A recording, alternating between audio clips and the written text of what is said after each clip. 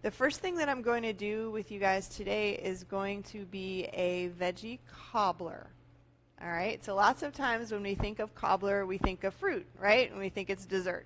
So this is going to be something that is a little bit different in that it's savory, and it uses tomato and squash. You can use any vegetable that you want. Eggplant would be very nice in here as well. Zucchini would be also nice. And it's very simple in that you just chop everything up, whatever you're using, throw it in an oven-proof dish, and season it how you like, and then bake it in the oven. The reason why it's a cobbler is because it's got a biscuit crust, and this is going to be a savory cheddar biscuit crust. And what I've done for you today is I've tested this recipe two ways. What I did for you today was cook the biscuits separately so they wouldn't get too soggy because I was prepping it ahead of time. But the recipe is written that you actually bake the dough on top of the cobbler itself. So the way the recipe is, you start roasting your vegetables. The whole thing takes about 45 minutes. Roast your vegetables about halfway, and then take them out, and then you're going to drop this dough on the top of them. So I'm going to show you what that looks like here. And I've got some vegetables. So what I've got in here today, if you can see it, I've got some really pretty yellow tomatoes, red tomatoes, yellow squash, and some really beautiful green onions. And then I flavored it with some lemon zest and some fresh basil and salt and pepper and olive oil. So you could just leave it like this and it would be really good. You could also use this as a sauce. You could even put some chicken breast on here and roast that on top of the vegetables. And it would be a good dish too if you're looking for a little bit of extra protein. But what I'm going to do here is just show you how to do the biscuits on top. Now this is a cornmeal biscuit, so some of you may have gotten some cornmeal in your CSA share a little bit earlier in the season. Does anyone have Elmwood here? No? Okay. If some of the farms do mill their own corn, and if that is interesting to you, you can always pick it up at the farmer's market also. But this biscuit dough is made with Elmwood cornmeal as well, and like I said, it's got a little bit of cheese, and there's spices in here too.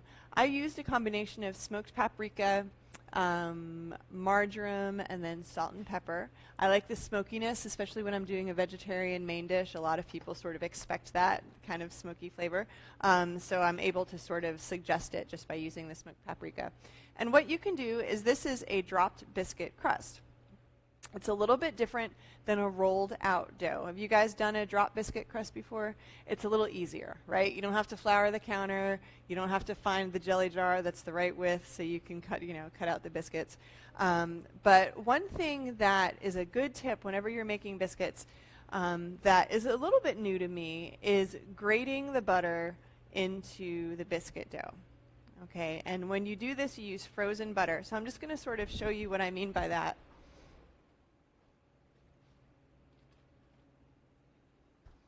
So this is just regular butter that I've kept in the freezer. And to be honest, I usually keep my butter in the freezer at home anyway. It lasts a little bit longer. I don't use a whole lot of butter at home. I'm more of an olive oil person. I love butter, just I don't use it a whole lot. But this is a really good technique, especially if you're like me and you're super warm-blooded. And my hands are really warm, is what I mean by that. So whenever I'm trying to work with a dough that is butter-based, the butter tends to melt a little bit. The dough gets a little bit too soft. And when you're making biscuits or pie crust, you want to keep that butter as cold as you can, and that will ensure some nice flakiness in the dough. So all you need is a box grater. I think everyone kind of has one of these still, right? And you're going to do it on the big holes of the grater. And you're simply taking the butter and you're just running it over that. And you're going to work these butter flakes, and I'll show you what they look like here. You work that into the dry mix of the flour. And so it really helps to mix and incorporate with the flour a lot more quickly. So even if you have warm hands like I do, it's not going to melt the butter quite as fast.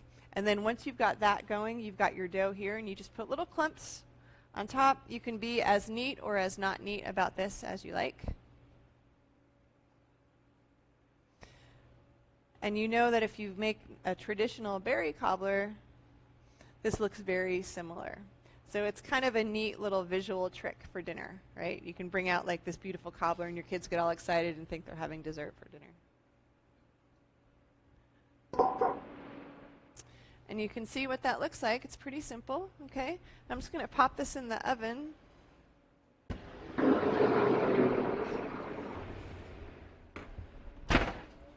Now this oven doesn't take very long. If any of you have been in this class before, you know it's probably going to be only about 6 minutes or so. So if it gets to be about 6 or 7 minutes and it doesn't look like I'm moving toward the oven, feel free to let me know. We don't want it to burn, okay? But in a regular oven, it would be on 425, and once you put those biscuits in, it takes about 20 minutes or so. And I've got some for you guys to try. I think you all have forks. Okay. And so again, I made these biscuits separately, and this is something that you could do if you wanted to make this dish ahead of time as well. You could make those biscuits and freeze them, and then cook the vegetables as you needed them. Okay, so it's a cute dish. It's suitable enough for something like a dinner party too. It's a little bit fancier. So would you coat them with anything before you freeze them? Say that again, please. Coat them with anything, like a egg wash or anything before you freeze them? Coat the biscuits before I froze them? No, I wouldn't actually. What I would do though is make sure that they're super cool and then just pop them into a Ziploc bag. Baked goods tend to freeze really well if you put them in a freezer bag. Yeah, and especially these because they are a little bit on the drier side because of the cornmeal, so they're not going to like stick together and get all goopy or anything like that. Yeah, and these are actually also made with a whole wheat pastry flour, so you get a little bit of the whole grain. I'm not going to go on and say that the biscuits are healthy because there's a stick of butter in there and some cheese, but they are made with, it's a good use for some whole wheat flour, and again, that cornmeal is going to be a whole grain as well. So. Yeah, they're yummy, right? You get a little bit of the savoriness from the spices as well. Like I said, any vegetable would be really good in this, but if you have a lot of tomatoes and zucchini, they cook down a lot in the oven, and so this is a good use for those. Okay?